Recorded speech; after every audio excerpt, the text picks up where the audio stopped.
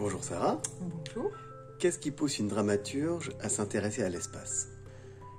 Quand j'ai commencé à écrire Une cosmonaute est un souci dans notre galaxie, mon projet n'était pas d'écrire sur l'espace. En tout cas, pas sur l'espace intersidéral. L'idée, mon envie était de réfléchir à la place qu'on occupe quand on est homme, quand on est femme, quand on est fille ou garçon. Et travaillant sur la question de la place, j'en suis arrivée à interroger la question de l'espace. Comment est-ce qu'on occupe l'espace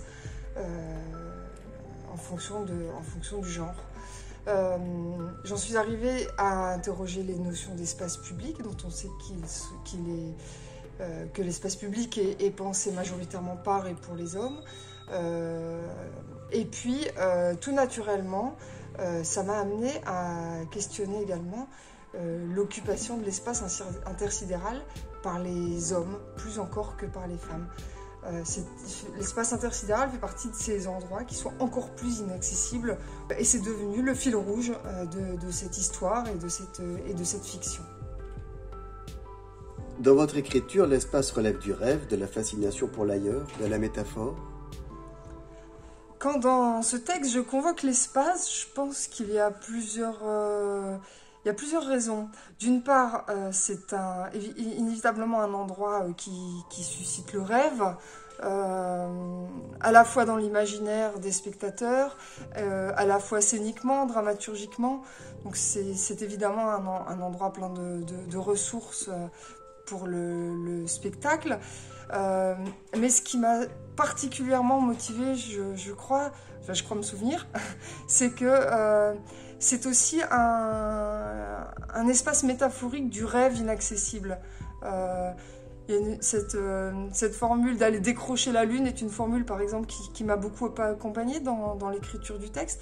Et également une phrase de Claudie Aigneret que j'ai souvent entendue qui disait que pour devenir spationaute, il avait fallu qu'elle passe du ce n'est pas pour moi à pourquoi pas moi. Et c'est ce cheminement-là, en fait, que j'écris dans Une cosmonaute est un souci dans notre galaxie. Ce cheminement intellectuel du personnage d'Axel et également ce cheminement spatial qu'elle va devoir accomplir. Parler d'espace, c'est aussi parler de la Terre? Oui, bien sûr.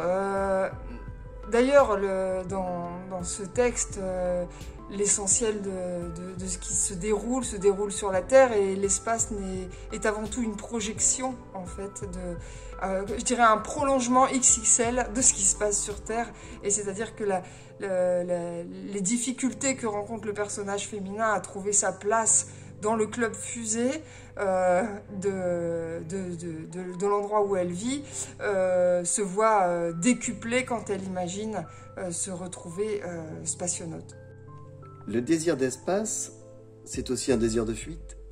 Alors, chez le personnage d'Axel, pas du tout. C'est pas un désir de fuite, c'est au contraire un désir de lutte, un désir de revendication, un endroit pour se battre et trouver une place égale à celle des garçons. Les scientifiques ont-ils besoin de poètes? Je leur souhaite. Après, voilà, dans Une cosmonaute est un souci dans notre galaxie, il n'y a aucune dimension scientifique au sens des sciences dures. C'est vraiment pas l'approche que j'ai de l'espace.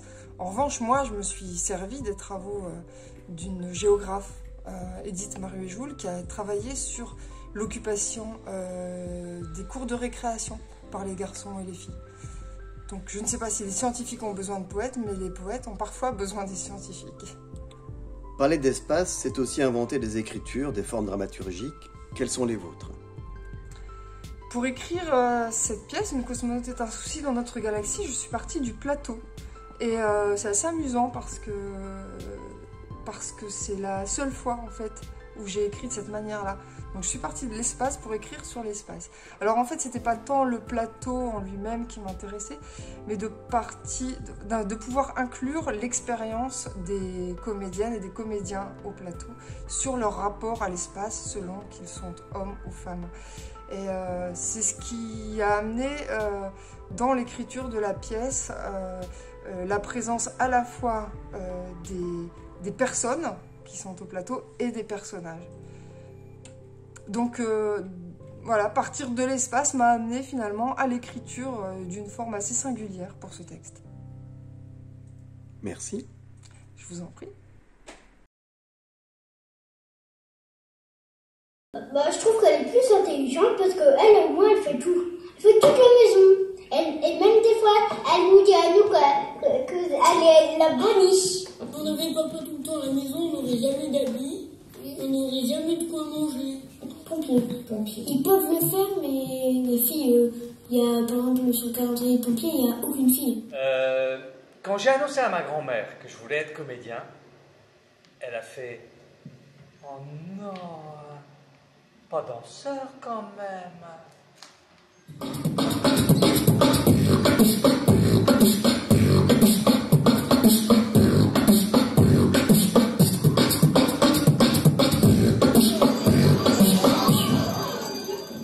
Les garçons du club arrivent. Enfin. En bloc. Qu'est-ce qu'elle fout ici, la fille?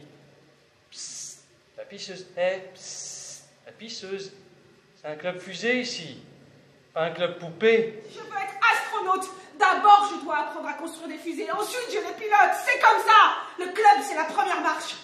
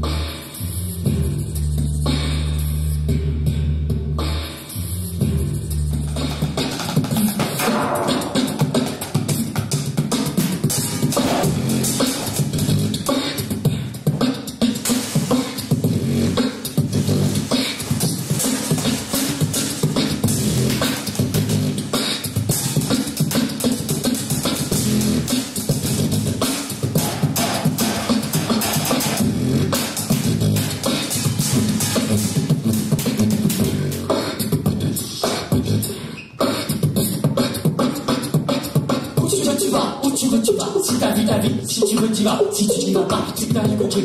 Tu vas pas, tu veux, tu peux pas. Tu veux ta vie, vis ta vie, tu veux, tu peux pas. Qui le dit s'en va, mais ne le suis pas. Va voir ailleurs si ta place est là. Dis-lui et dis-toi, je suis là, tu vois. Ici, là, c'est moi, que tu le veuilles ou pas.